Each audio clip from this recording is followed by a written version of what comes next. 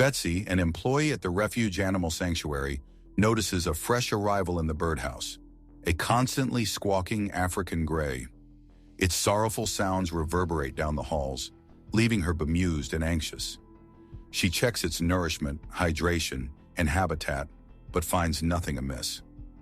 The ceaseless wailing persists. Fearing for the bird's health, she decides to contact Dr. Mitchell, the sanctuary's veterinarian, trusting he can solve the mystery behind the parrot's distress. The parrot's melancholic calls felt unlike anything Betsy had experienced before. The unusual blend of squawks and sobs attracted worry from staff and volunteers alike. With disheveled feathers, the parrot restlessly walked around its platform, seemingly in search of someone or something. Betsy watched over the bird, feeling compassion for the tormented creature. She tried various comforting solutions: fresh food, clean water, a tidy cage, and innovative toys. But nothing seemed to help. The bird's shrieks only grew more frantic. It was clear to her that Dr. Mitchell needed to intervene. Treading carefully, Dr. Mitchell approached the cage. The bird fluttered its wings in worry, but didn't attempt to fly away. Instead, it focused its gaze on the vet. The examination began with a soft, visual assessment. Dr. Mitchell checked the bird's plumage. Only a few feathers appeared ruffled. Its eyes were clear, and its beak and claws seemed healthy. He cautiously unlatched the cage and invited the parrot to climb onto his arm. After a brief hesitation, the bird obliged. He measured its weight, slightly underweight but not alarmingly so, and evaluated its wings for trauma or irregularities. The rigidity of the parrot's body indicated significant stress. Next, Dr. Mitchell listened to the bird's heart rate, rapid but not irregular. Its breathing was a bit heavy, but showed no signs of lung disease.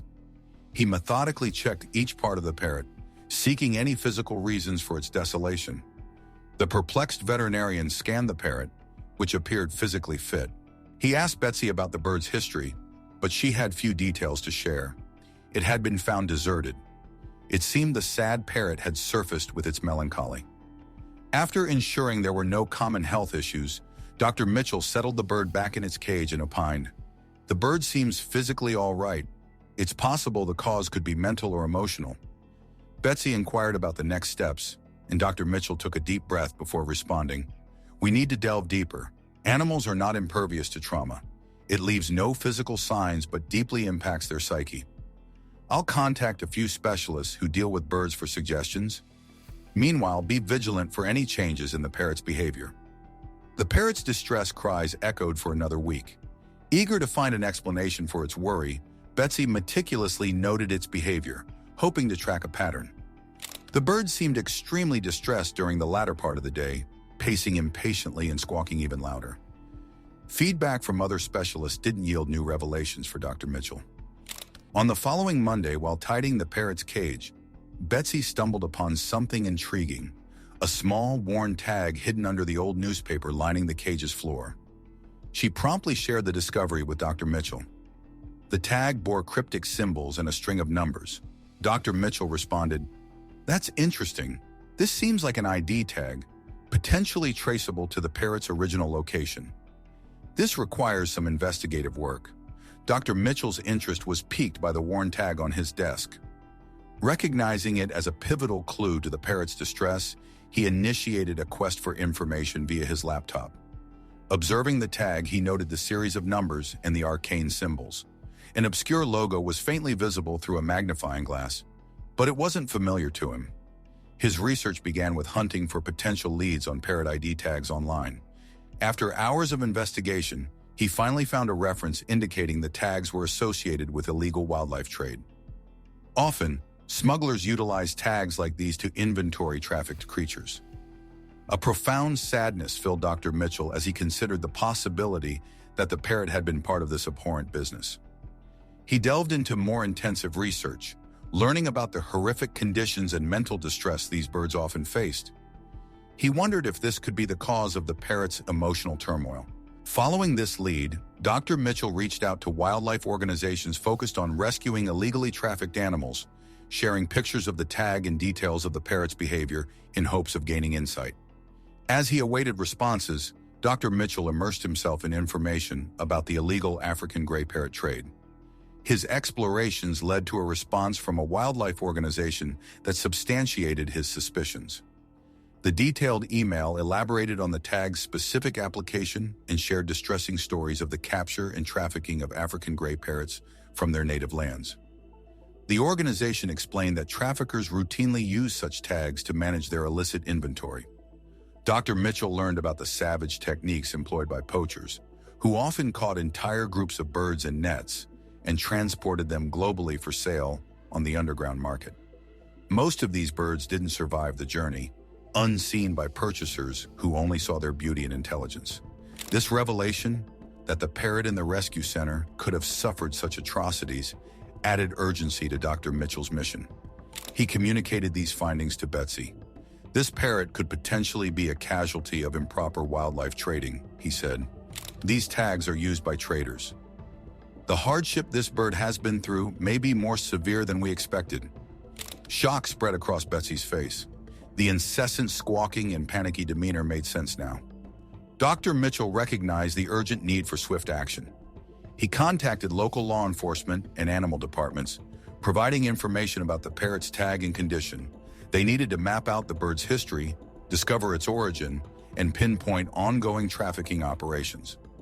The rescue center bustled with activity as the investigation progressed. Officials visited the shelter, scrutinized the parrot, and collected evidence. Dr. Mitchell and Betsy offered all the information they had gathered.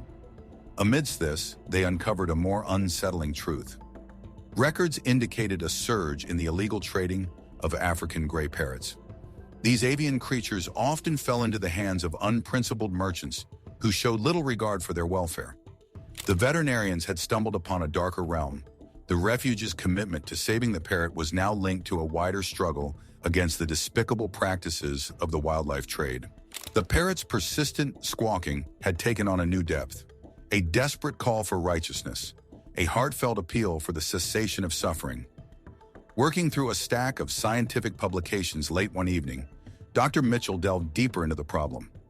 Advocates for the welfare of wild avian species confirmed that the illicit business dealing in African gray parrots is a distressing, murky industry fueled by greed and high consumer demand. These birds are indigenous to the dense woodlands of West and Central Africa. In their native habitat, they thrive in packs, establishing robust social relationships and intricate communication systems. These creatures are much more than visually appealing. They possess impressive intellect, capable of unraveling puzzles and grasping ideas. Their cognitive prowess and communal nature make them especially susceptible to psychological harm inflicted by illicit trade.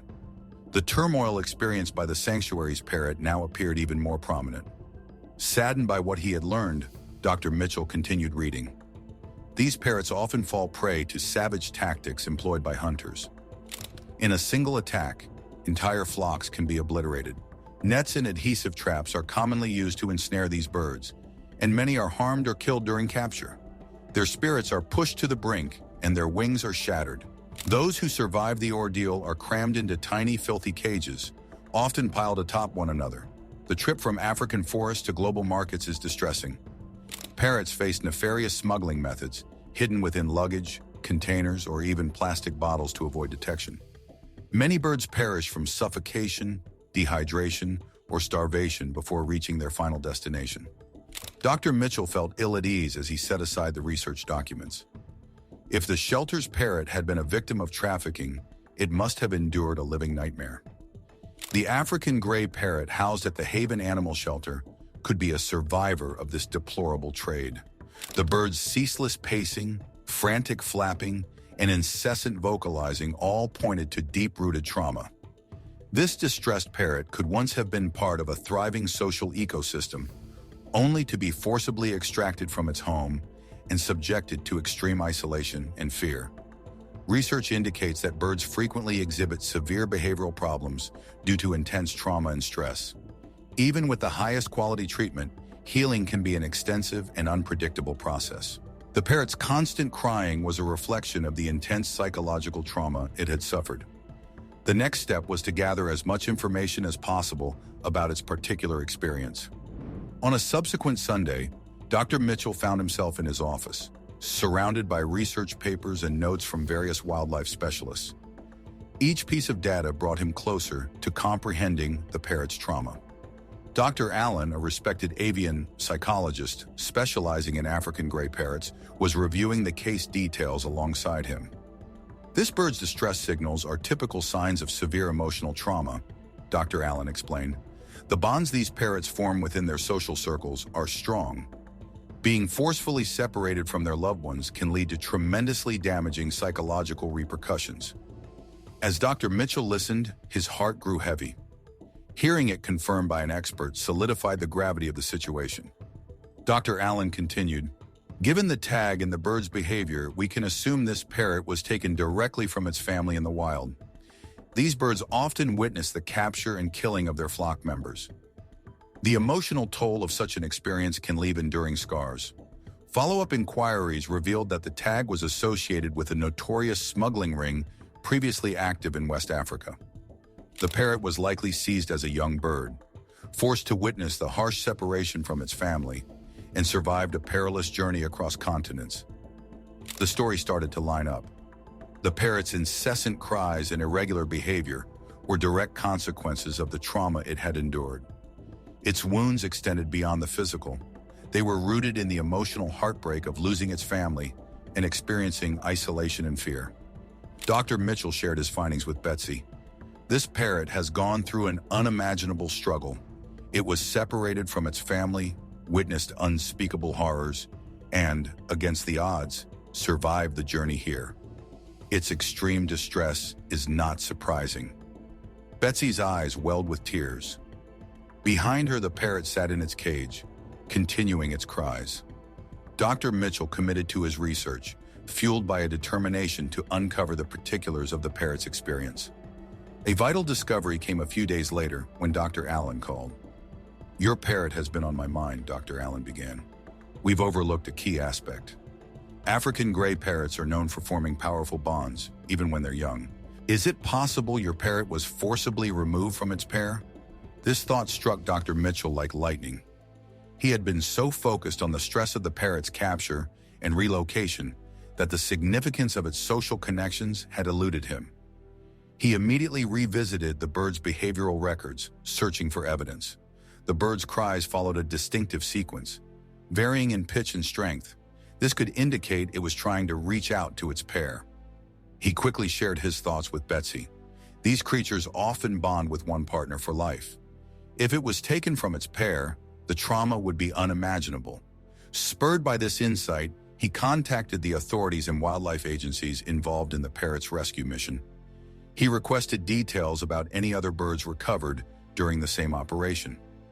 Much to his surprise, he discovered a record of a second African gray parrot rescued around the same time. Could there be a link?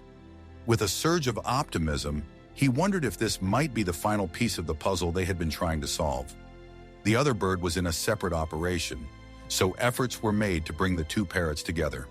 When the other parrot arrived, the response was swift and sensational.